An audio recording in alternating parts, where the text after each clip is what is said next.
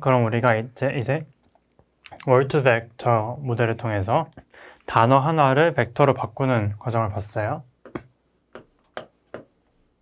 월드 투 벡터 모델은 단어를 벡터로 바꾸는 과정이었고, 그 다음에 토크니제이션은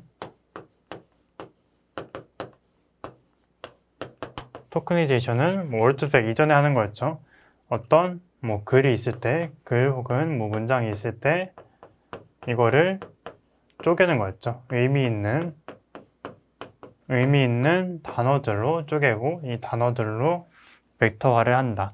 이 두 가지 과정이 있었는데, 그러면 벡터화 됐든 혹은 단어화 됐든 이런 것들을 어떻게 벡터화를 이렇게 벡터로 만든다고 할 때 유사도를 반영해서 이렇게 인베딩을 한다고 했잖아요.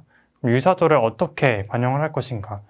이 유사도라는 거를 유사도야 그냥 거리 이런 걸로 하면 되지만, 아까 제가 봤듯이 언어든 과일이든 과목명이든 이런 것들을 잘 알고 있단 말이에요. 과일은 과일들끼리 좀 비슷한 곳에 군집되겠구나. 언어는 언어들끼리 군집되겠구나. 그런 것들을 저는 지식으로서 알고 있는 건데, 이 컴퓨터는 어떻게 그런 것들을 학습하겠느냐 이런 겁니다. 그거를 좀 보기 위해서는 랭귀지 모델을 살짝 아주 맛보기만 하면 좋을 것 같은데요. 랭귀지 모델 같은 경우에는 이 어떤 언어의 구성 요소, 우리가 언어에서 어떻게 단어와 단어 사이의 연관관계를 보고 추론을 하는지, 어떻게 우리가 말을 하고 이 말을 할 때 어순을 어떻게 우리가 생각을 하는지, 그런 것들에 대한 어떤 모델링입니다. 수학적인 모델링. 그래서 아까 저희가 봤던 그 예시, 여기 있던 이 예시 문제를 그대로 가져왔습니다. 그대로 가져왔는데 여기에 빈칸이 뚫려져 있어요. 빈칸이 뚫려져 있는데 한번 봅시다. 여기 답은 아까 researchers였죠. 답은 아까 researchers였는데 이게 다른 것들은 왜 안 되겠느냐라는 것을 한번 추론을 해보자고요. 보면은 human life, 인간의 genetic 코드를 분석하는 것인데 어떤 인터내셔널 컨소시엄에 구성된 어떤 누군가들인데 이 컨소시엄에 이런 국가들이 참여했겠죠. 그러면 당연히 연구하는 거겠죠. 이 유전자 코드를. 그러면 이민자도 아니고 정치인도 아니고 운동선수들도 아니고, 그렇기 때문에 리서처스가 맞겠구나 라고 우리가 추론을 할 수 있는 거잖아요. 여기 추론할 수 있는 게 정답이 A인데, 그럼 우리가 이 A라는 정답을 어떻게 추론할 수 있었느냐?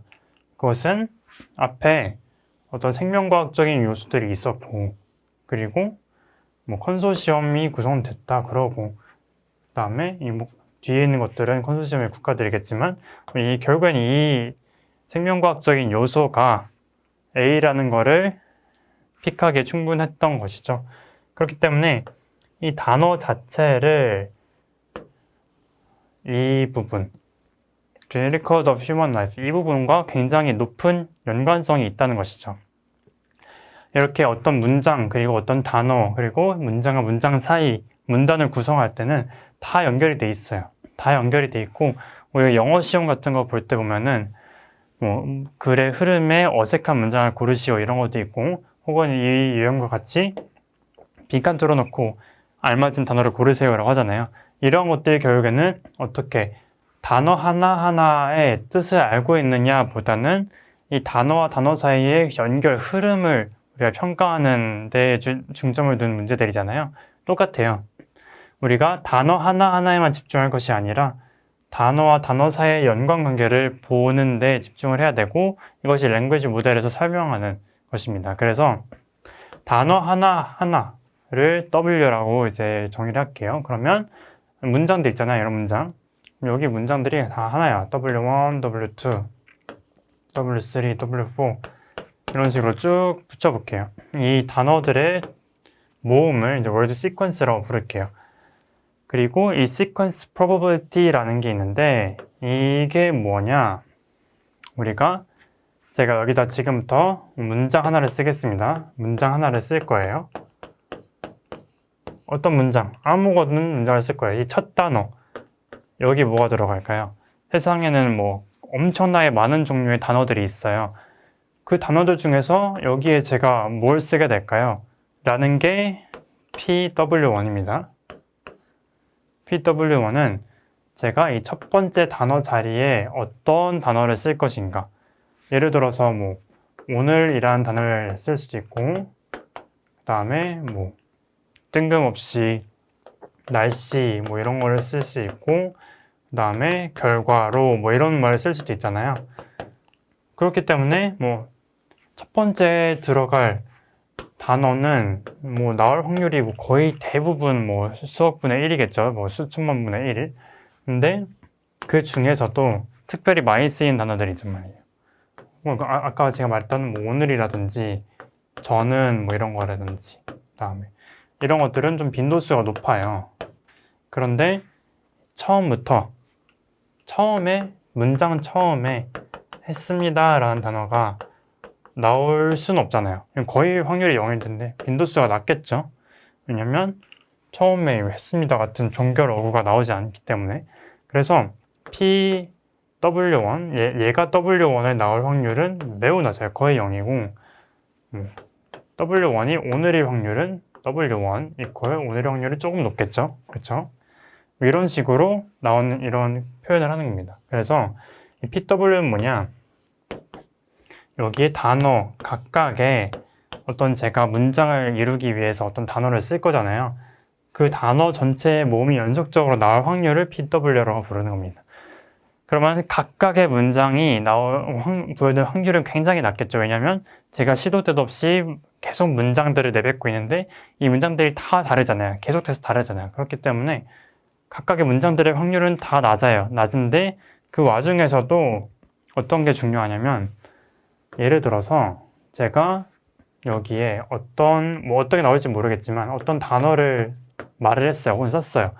그럼 그 다음에 나올 단어는 막 랜덤하진 않단 말이에요. 처음에 나올 단어는 거의 랜덤한데 두 번째 나올 단어는 막 랜덤하진 않아요. 왜 그러냐면 제가 오늘이란 단어를 W1에 넣었다고 쳐볼게요. 그러면 W2에 어떤 단어가 나올까요? 라고 한번 생각을 해보면 W2 예를 들어서 PW2가 날씨가 뭐 이런 단어를 쓸 수 있겠고 뭐 유난히 뭐 이런 단어를 쓸 수도 있겠고 그 다음에 피자가 뭐 이런 거 막 엄청나게 많은 단어들이 그래도 들어갈 수 있단 말이에요. 그런데 뭐 제가 오늘 날씨가 할 때 날씨가를 쓸 수도 있고 오늘 유난히 덥군요 할 때 유난히가 들어갈 수도 있고 오늘 피자가 먹고 싶어요 할 때 피자가 들어갈 수도 있고 여기 다 들어갈 수 있단 말이에요. 근데 제가 오늘을 또 쓸 확률은 어때요? 조금 낮겠죠. 이 세 개보다는 얘는 좀 낮다고요. 오늘 연속해서 제가 오늘이라는 말을 하기에는 뭐 거의 낮죠. 거의 오늘이라는 거는 목적어 말이 안 되는 문장이니까요. 말을 더듬을 때야 나오겠죠. 이런 식으로 첫 번째 단어가 정해지면 두 번째 단어는 그래도 조금 모든 단어들이 다 랜덤하게 나오기보다는 같은 거 연속적으로 안 나오겠고 그래도 좀 명사다운 게 나올 거란 말이에요. 그렇기 때문에 그럼 우리가 어떤 걸 또 생각을 해볼 수 있냐면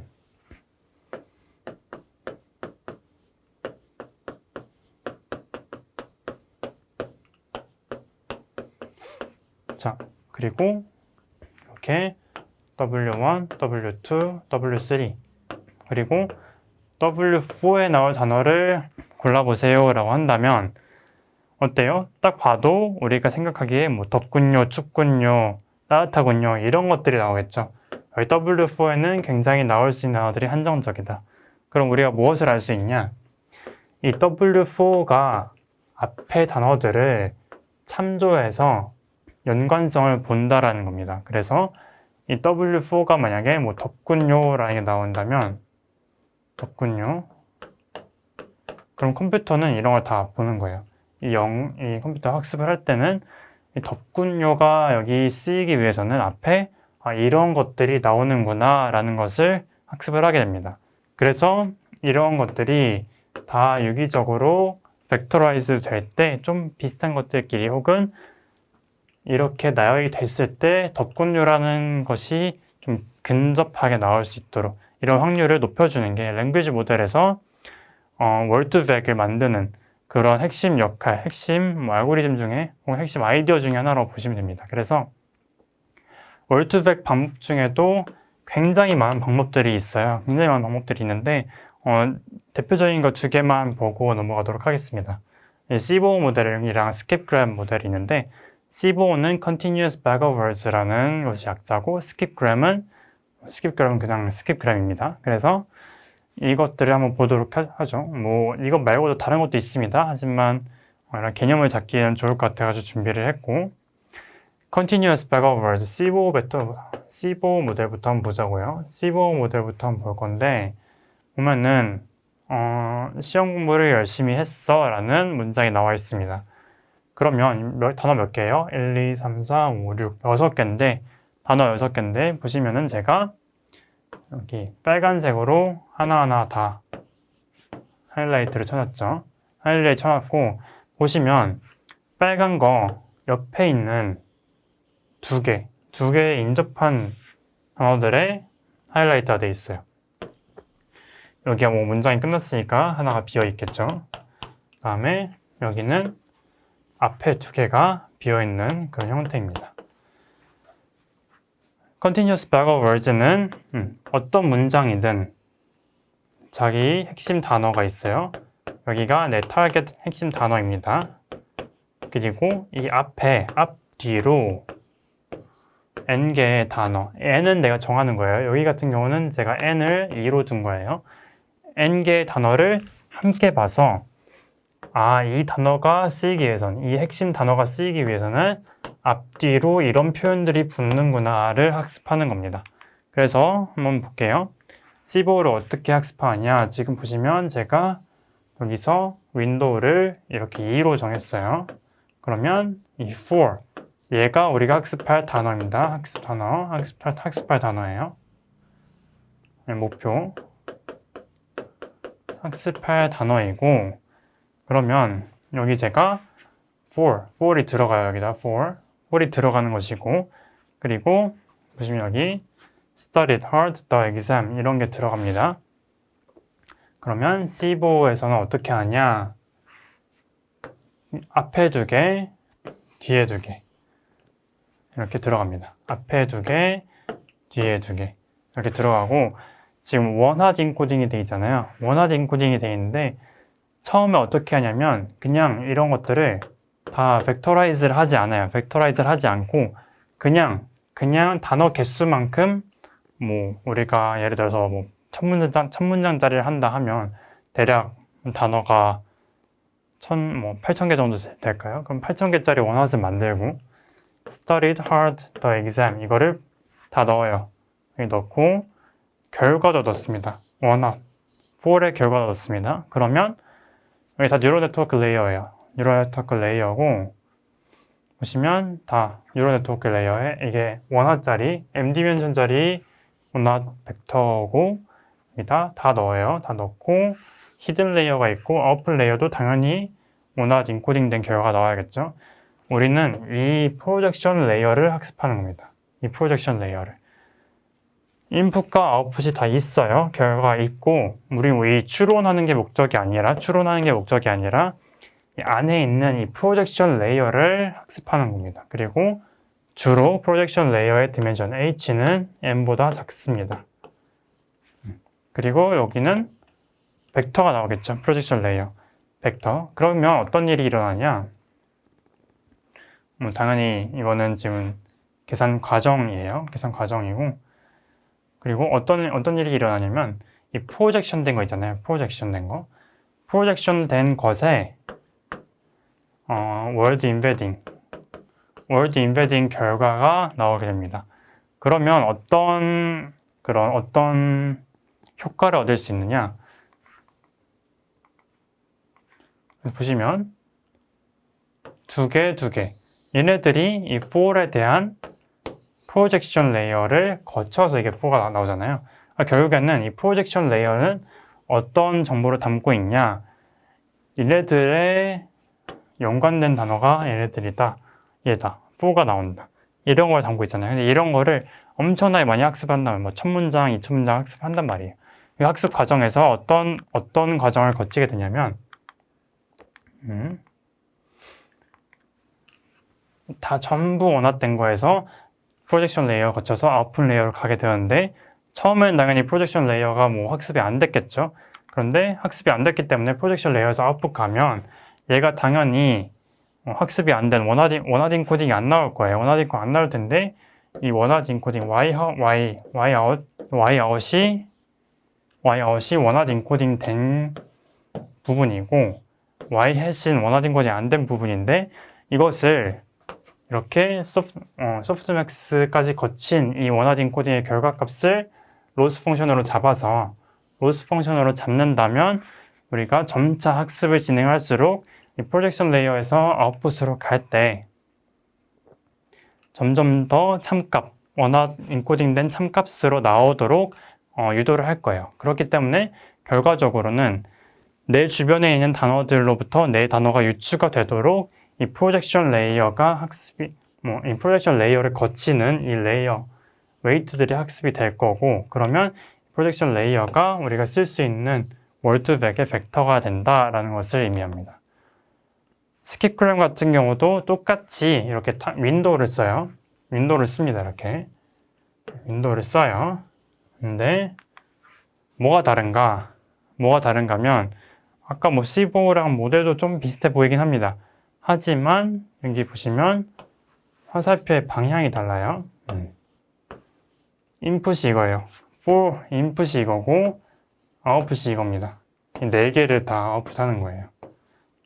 이런 식으로 가는 게 스킵그램이고 어쨌든 간에 우리 목표는 이 프로젝션 레이어를 학습을 하는 거고 그리고 이 프로젝션 레이어의 웨이트들을 학습하는 거죠. 이 웨이트, 뉴럴 네트워크의 웨이트를 학습하는 거고 그렇게 된다면 원화 인코딩 된 것이 인풋이든 아웃풋이 나오더라도 이 인풋 레이어에 있는 원화 인코딩 된 이 정보가 결국엔 이 프로젝션 레이어를 거치면서 다른 결과들이 나오는 거잖아요. 그렇기 때문에 이 프로젝션 레이어에는 결국에는 이 4에 대한 정보 혹은 뭐 이렇게 잡으면 하드에 대한 정보 이런 게 다 나온단 말이에요. 그렇기 때문에 결국에는 우리가 벡터라이즈된 결과를 얻을 수 있다. 월드백 결과를 얻을 수가 있다. 그리고 C4보다 스킵그램이 좋은 이유는 내가 이렇게 단어를 넣으면 바로 월드백 결과인 프로젝션 레이어의 결과값을 바로 얻을 수 있기 때문이에요. 그렇기 때문에 스킵그램 같은 경우는 이 프로젝션 레이어에 있는 요 값을 벡터를 구하기 쉽다라는 장점이 있습니다.